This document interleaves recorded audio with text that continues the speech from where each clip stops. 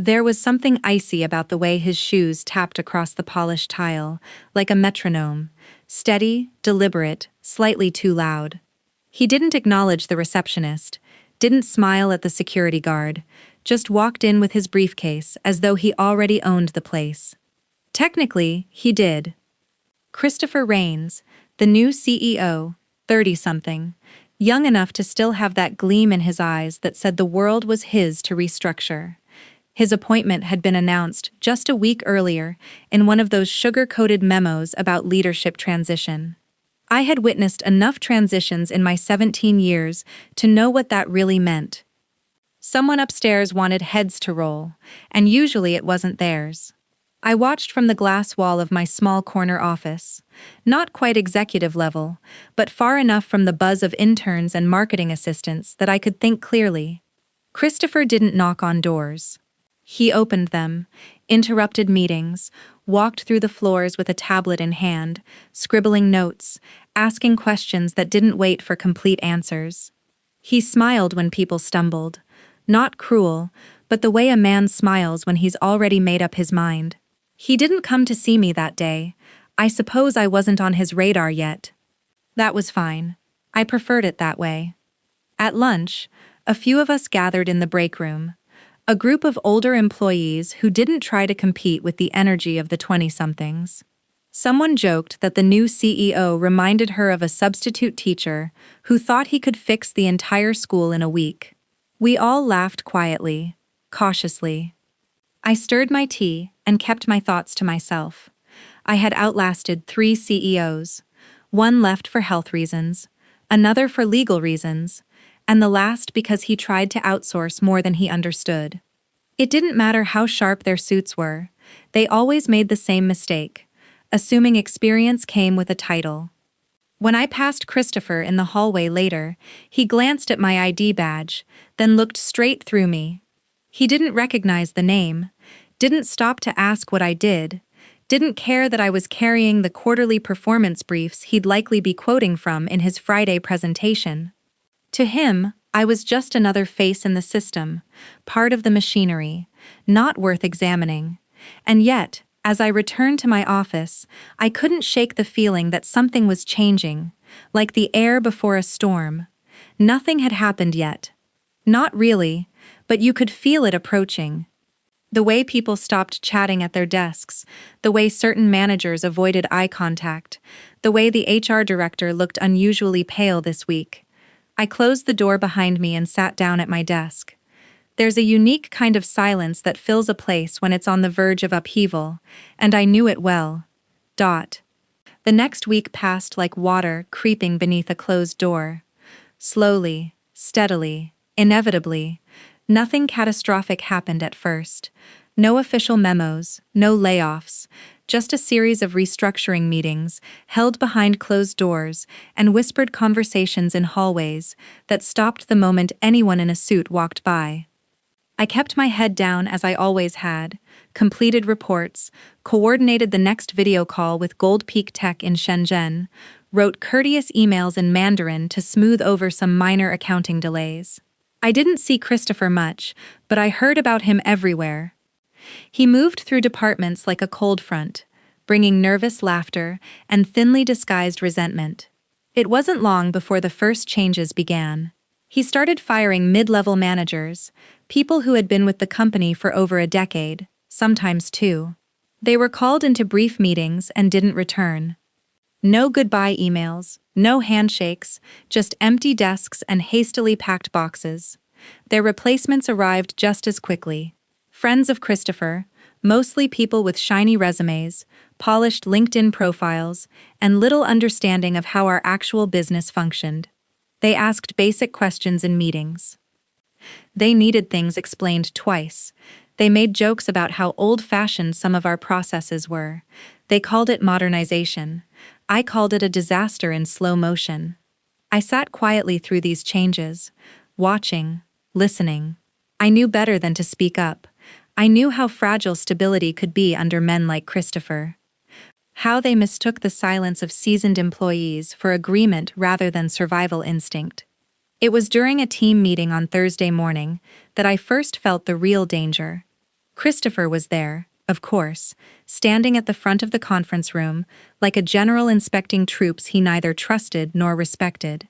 He clicked through slides faster than anyone could read them, tossing around words like efficiency, cost centers, and agility. "We need to be leaner," he said, flashing that practiced grin. "We need to focus on strategic partnerships and eliminate waste. Every department will be evaluated." He didn't look at me when he said it, but he didn't have to. I glanced around the table. Some colleagues shifted uneasily, others stared straight ahead, their faces blank. When the meeting ended, people filed out quietly.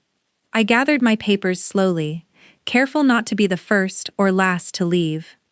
As I rose from my seat, I sensed someone beside me. "Christopher Margaret, right?"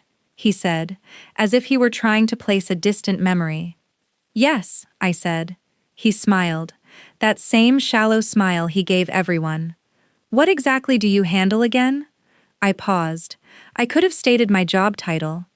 I could have listed my official responsibilities, but I knew none of that would mean much to him.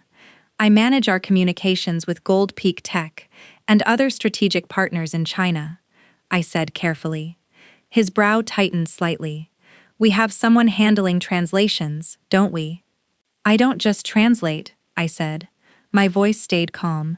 "I manage the relationship, business etiquette, cultural expectations, negotiations. It's a little more involved." He nodded, distracted, already halfway turned toward the door. "Well, good, good. We'll be streamlining a lot of processes soon. Appreciate the work you're doing." And with that, he was gone. I stood there for a moment, the fluorescent lights humming overhead, feeling a deep, cold certainty settle into my bones. He didn't understand.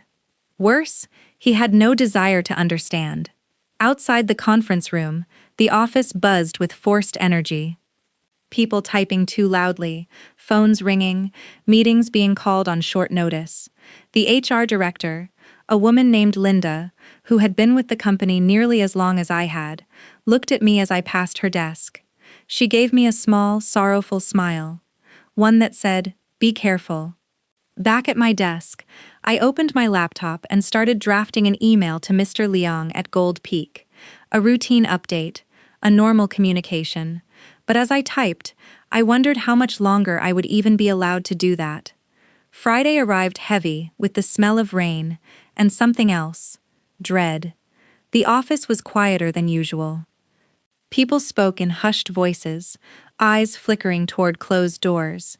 The rumor was that another round of realignments was happening before the weekend. At 10:15 a.m., my email pinged. Meeting request, Christopher Rains, 10:30 a.m., Conference Room B. No agenda, no explanation, just like all the others who had disappeared this month.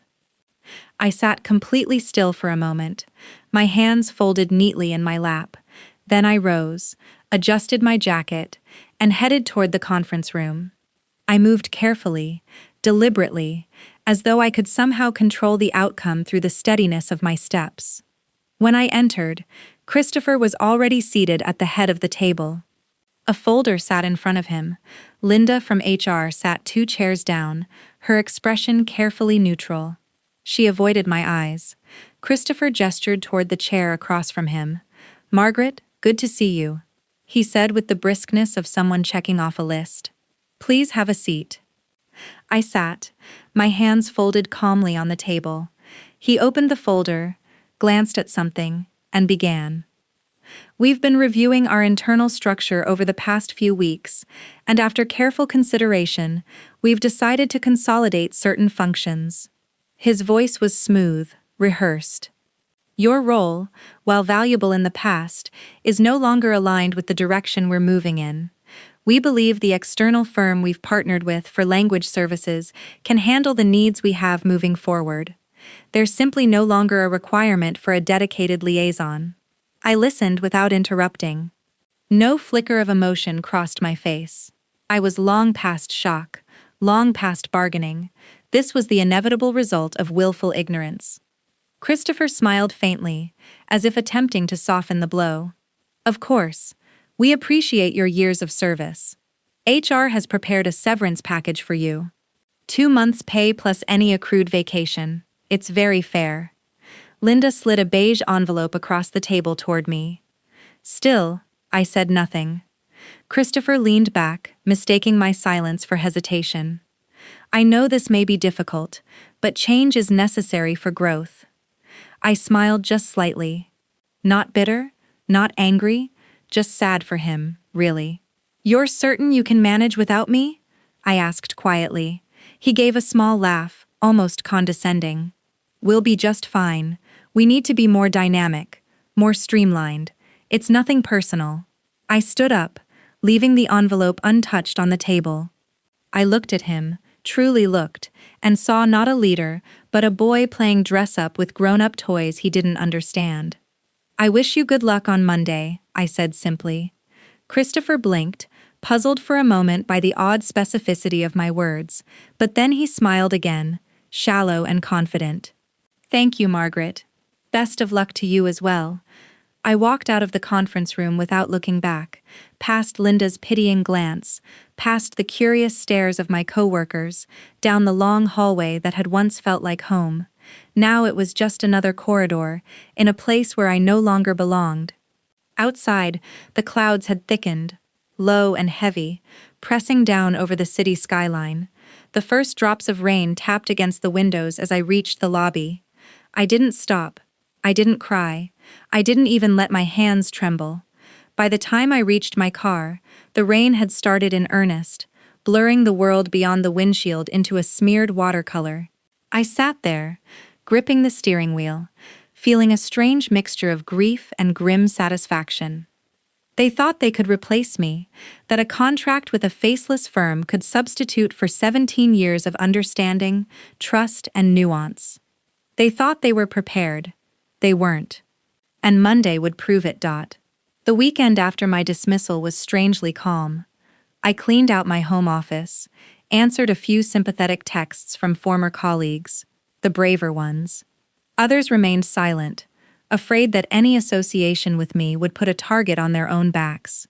I didn't blame them. On Sunday night, I updated my resume. It wasn't an act of desperation. It was simply practical. I had built something over 17 years, something more valuable than a title or a desk. Relationships, reputation, trust. Those things didn't disappear just because Christopher Rains thought he could erase me with a signature. Monday morning, while the city came alive beneath gray skies, I put on a crisp navy blouse and simple slacks, tucked a portfolio under my arm, and walked into an interview at Lawson & Reed Global Consultants. A former colleague from an industry conference had contacted me the day after hearing whispers about my situation. They needed someone who could navigate East Asian business relations, someone who didn't just speak the language, but understood the culture beneath the contracts. The meeting was formal, but welcoming. Mr. Reed himself shook my hand, asked pointed but respectful questions, and listened as I answered. It had been a long time since I felt genuinely heard in a room full of executives. By the time I returned home that afternoon, I had an offer waiting in my inbox.